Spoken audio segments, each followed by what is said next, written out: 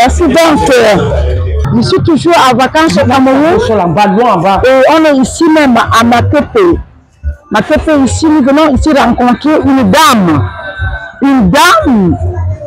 entrepreneur, une dame qui a pris tout son temps qui fait des plats précieux. La dernière fois que je suis venue ici, j'ai découpé à un de ces plats. Et j'ai dit, je ne veux pas tarder à vous amener voir ce restaurant et que vous venez découvrir vous-même le plat de plats. Sans plus tarder, allons-y, suivez-moi.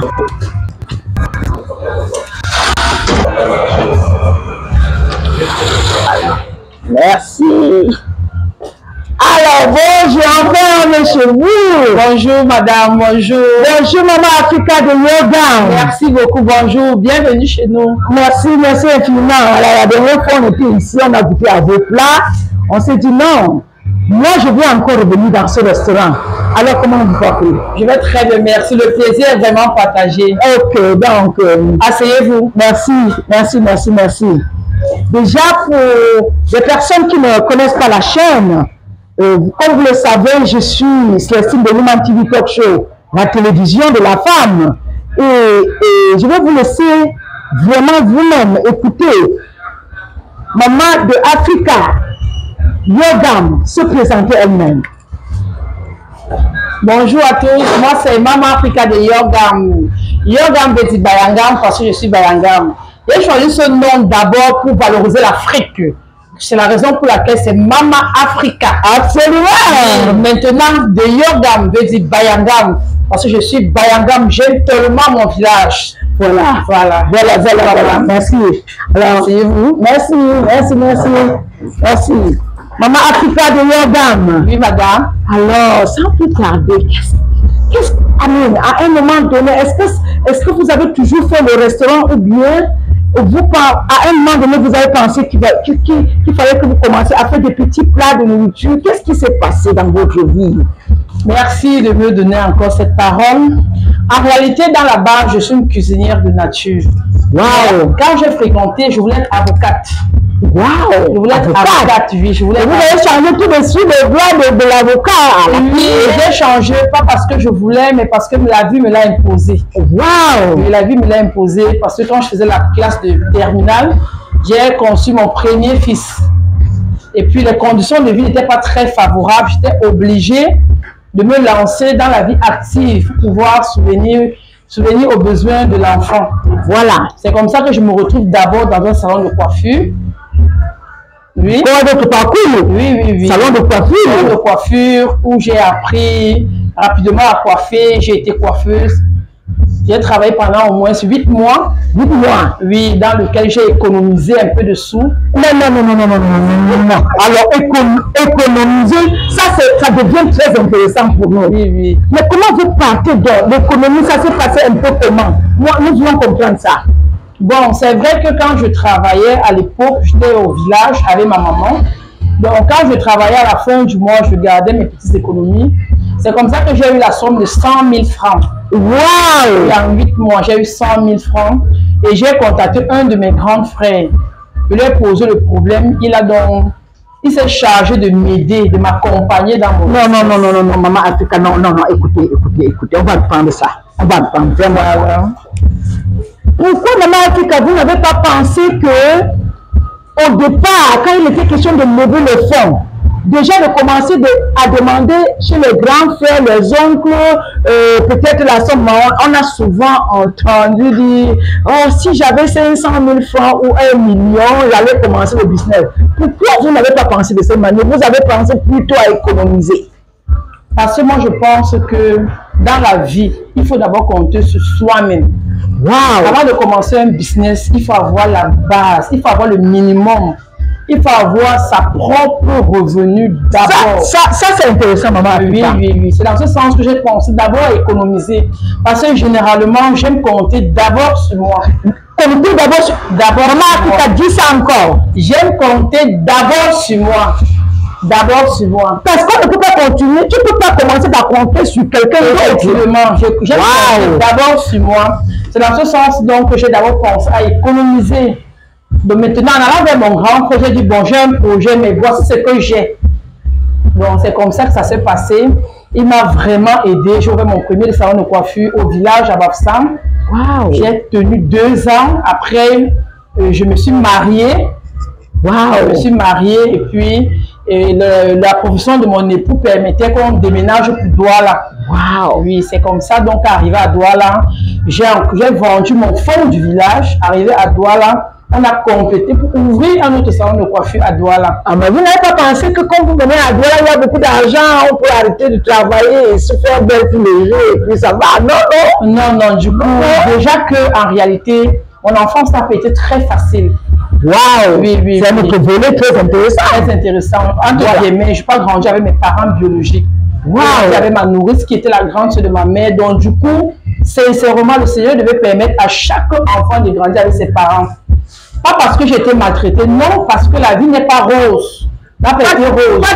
Pas toujours, hein? Oui, j'ai commencé à prendre soin de moi à l'âge de 8 ans. À l'âge de 8 ans. Juste 8 ans? Oui, j'avais 8 ans à l'époque. Juste parce que, étant là-bas, elle faisait de son mieux, ma nourrice. J'avais des petits besoins, j'avais des petits manquements qu'il fallait se battre. Maintenant, comme elle avait la machine à écraser, moi, je collectionnais les poudres de maïs. Je grillais, je collectionnais les poudres de maïs. Quand je rentrais de l'école, je grillais, je mettais du sucre. À l'école, pendant que les gens fréquentaient normalement, moi, je vendais le maïs en bas des casiers. Waouh! Tout simplement parce que si tu attends la pause, les élèves auront le choix dehors. Stratégique. Oui, oui. Les élèves auront un choix dehors et je n'aurai pas de clients. Donc, pendant que le professeur dispensait les cours, moi, je faisais mon petit commerce à l'âge de 8 ans. À l'âge de 8 ans? Oui, à l'âge de 8 ans. Vous êtes déjà entrepreneur? Oui, à l'âge de 8 ans. Wow! Oui, c'était juste une parenthèse. Merci. Donc, du coup, ça, quand on arrive dans... C'est édifiant. Oui. On arrive dans ma tête, c'est que je dois être indépendante.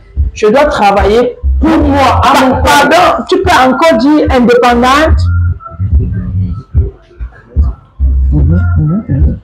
Ça veut dire que le DNA de l'entrepreneuriat est dans le sein de Mama Africa dès la première. Oui, oui. Comment penser donc à 8 ans, un enfant de 8 ans va déjà collecter même la poudre, comprend déjà que la poudre qui sort de machine à écraser, c'est encore exploitable. Et va donc attirer l'attention de sa clientèle qui sont ses amis de classe en bas de petits casiers à faire de l'argent, à créer la richesse à 8 ans. Oui, c'est oui. impressionnant. Ça, c'est vraiment mon parcours. C'est la raison pour laquelle, quand nous sommes arrivés à Douala, vous savez, le mariage, c'est nécessaire. Mais moi, je conseille aujourd'hui au monde entier, aux jeunes dames surtout, de ne pas avoir du mariage à tout prix. À tout prix? Oui, à tout prix. Le mariage ne devrait pas être un luxe pour la jeune fille. Wow. On devrait accompagner la jeune fille. Tout simplement pourquoi je m'exprime. Quand je me suis donc mariée, tout se passait pas normalement. Mon mari était d'abord un violent. Oui, j'ai fait un ménage de violence. Wow. Oui, tout ce que j'ai eu de ce ménage, c'est mes 2 enfants. Et jusqu'à aujourd'hui, je suis fière de les avoir. Absolument. Oui, je suis fière. Les femmes. Donc, avec un ménage donc difficile, c'est comme ça que directement le Covid est arrivé en 2019. En 2019, la coiffure a un peu chuté. Voilà. C'est comme ça donc que je réfléchis à un business secondaire. Mais je ne ferme pas le salon. Tout de suite? Oui. Mais vous, les idées de business, ça habite votre âme. Ça veut dire, c'est quelque chose, tout de suite, vous le trouvez encore en train de faire une autre chose. Oui. Et pourquoi ne pas croiser les bras après la Covid-19? Parce qu'il fallait nourrir les enfants. Oh, il fallait toute une famille compte également sur moi. Wow. Maman est là, mes cadets sont là. En passant, je suis la 2e née d'une famille de 7 enfants. Wow. Et pour moi, c'est une responsabilité. Il faut l'assumer. Il faut assumer. Et en ce moment déjà, je suis mère célibataire avec 2 enfants. 2 enfants. Oui, je ne veux pas dire divorcer parce que c'est un langage de rue. De rue. Oui, je suis mère célibataire avec 2 enfants. Voilà. Et il faut nourrir ces enfants. Il faut nourrir ces enfants. J'ai donc choisi continuer mon business pour pouvoir les nourrir. Absolument. J'ai choisi la souffrance. J'ai choisi les élever dignement, malgré tout mon charisme. J'ai choisi continuer dans mon business. La raison pour laquelle aujourd'hui, où je pourrais conseiller les jeunes filles, la vie facile, c'est-à-dire ne pas travailler avant de manger. Ne pas travailler avant de manger. Ça veut dire par exemple quoi? Ça veut dire par exemple que la jeune fille préfère la vie facile. Beaucoup se prostituent pour avoir de l'argent. Oui. Ça c'est une réalité. Ça c'est une réalité. Beaucoup se prostituent pour avoir de quoi manger. Pourtant, elles ne sont pas handicapées, elles ont les deux mains, elles ont les deux pieds, elles préfèrent mendier leur pain, se prostituer. Pourtant, elles peuvent travailler. Donc, ce qui me donne encore de la force, c'est parce que je me retrouve seule avec les enfants. Voilà. C'est comme ça que j'ai commencé. Il y avait une seule table. Un côté, c'était le salon de coiffure. Une seule table. J'ai créé ce trou. Je préparais la période du Covid, j'envoyais les plans. Le client et moi, on n'avait pas de contact. Waouh! Ils entraient, j'envoie le plat, ils donnent l'argent, j'envoie la nourriture.